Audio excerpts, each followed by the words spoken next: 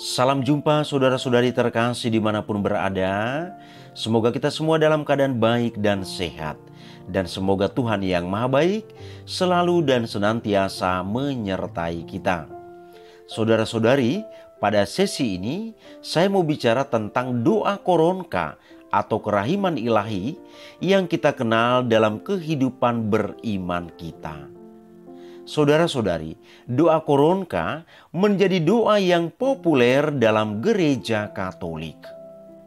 Kata koronka berasal dari bahasa Polandia yang berarti mahkota kecil. Koronka juga bermakna untaian manik-manik. Doa ini diajarkan oleh Tuhan sendiri melalui Suster Faustina yang setia kepadanya dan selalu berusaha dalam menyatukan dirinya dengan Allah. Doa ini didaraskan untuk meminta kerahiman dan juga cinta kasih Allah yang begitu besar agar Allah tidak menaruh murkanya atas manusia yang dipenuhi dengan dosa dan kejahatan. Koronka yang menjadi kekuatan agar kerahiman ilahi Allah nyata terjadi di dalam jiwa-jiwa yang selalu saja mencari dan juga merindukan kehadiran Allah dalam hidup mereka. Saudara-saudari, seperti halnya doa rosario ataupun novena, ada 3 hal utama dalam devosi kerahiman ilahi yang tercatat dalam catatan harian Suster Faustina. Ketiga hal tersebut adalah: pertama, untuk meminta dan mendapatkan kerahiman Allah. Kedua, untuk percaya bahwa rahmat Yesus berlimpah. Dan ketiga, untuk menunjukkan kerahiman kepada sesama dan bertindak sebagai saluran atau wadah kemurahan hati Allah. Devosi kerahiman ilahi menganggap kerahiman dan belas kasih adalah elemen kunci rencana Allah dalam menyelamatkan, mengajak, dan meyakinkan umatnya akan pertobatan. Secara garis besar, ketiga hal tersebut dapat dilakukan dengan perbuatan, ucapan, dan doa yang harus dilakukan untuk diri sendiri dan orang lain. Saudara-saudari, pada tahun 1935, Yesus menampakkan dirinya kepada Suster Faustina yang terkenal setia dalam panggilannya. Suster Faustina merupakan orang yang sangat mengasihi Allah dan mencintai kesederhanaan doa dan pelayanan. Doa yang diajarkan oleh Yesus sendiri kepadanya melalui penampakan seorang malaikat Tuhan pada tahun itu. Malaikat itu juga diutus untuk memberitahukan hukuman dan murka Allah atas segala dosa manusia. Tujuan doa koronka ini adalah sangat mulia. Tuhan yang Maha Rahim dan juga Maha Pengasih menaruh belas kasih-Nya kepada manusia. Asalkan kita sebagai manusia tetap setia kepadanya dan melakukan apa yang sudah diperintahkan kepada kita semua.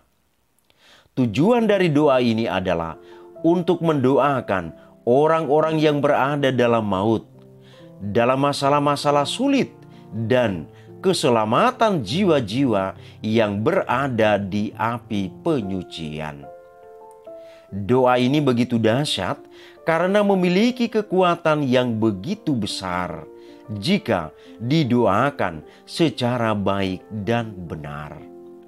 Saudara-saudari, banyak manfaat dari doa ini, seperti bebas dari penderitaan atau penyakit, atau masalah besar, atau mempermudah dalam menghadapi sakratul maut, dan juga masih banyak lagi manfaatnya. Dalam buku harian Suster Faustina dikisahkan begitu banyak keajaiban doa ini. Saudara-saudari, doa ini didaraskan pada pukul 15 atau jam 3 sore. Barangkali kita bertanya, mengapa demikian? Kita ketahui bahwa Yesus menderita di hari Jumat sebelum Sabat. Masa penderitaannya berakhir dengan kematiannya di kayu salib. Ia wafat tepat pukul 15 atau jam 3 sore.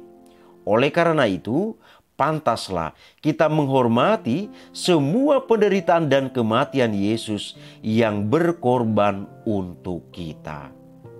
Saudara-saudari, devosi kerahiman ilahi tidak pernah dipisahkan dengan penghormatan kepada lukisan kerahiman ilahi. Lukisan tersebut memancarkan kerahiman Allah.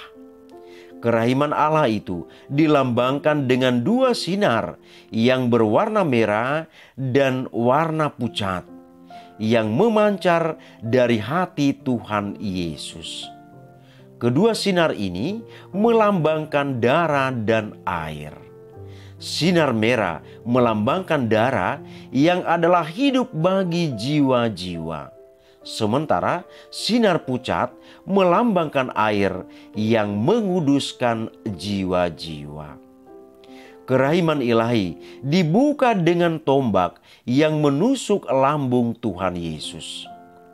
Kerahiman ilahi itu memancar dalam darah dan air Tuhan melalui lambungnya. Darah dan air dari hati Tuhan Yesus itu memberi kehidupan kepada jiwa-jiwa, karena jiwa-jiwa itu telah dikuduskannya. Rahmat belas kasih Allah itu berlimpah dan disediakan bagi jiwa-jiwa. Jiwa-jiwa dipanggil untuk terus-menerus menimbanya. Timba dari sumur belas kasih Allah itu adalah lukisan kerahiman ilahi dengan tulisan, "Yesus, Engkau andalanku." Kita yang memberikan penghormatan terhadap lukisan kerahiman ilahi berada dalam belas kasih-Nya di bumi dan khususnya di saat ajal. Yesus adalah pembela kita dari tuduhan-tuduhan iblis. Anak-anakku, hal-hal ini kutuliskan kepada kamu, supaya kamu jangan berbuat dosa. Namun, jika seorang berbuat dosa, kita mempunyai seorang pengantara pada Bapa, yaitu Yesus Kristus yang adil. Surat pertama Yohanes bab 2 ayat 1. Lukisan kerahiman ilahi menjadi pengingat Tuhan untuk senantiasa menyalurkan rahmat belas kasih-Nya kepada umat manusia.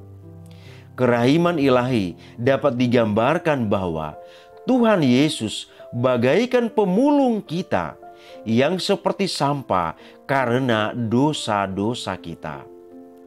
Apabila bejana yang sedang dibuatnya dari tanah liat di tangannya itu rusak, maka tukang periuk itu mengerjakannya kembali menjadi bejana lain menurut apa yang baik pada pemandangannya.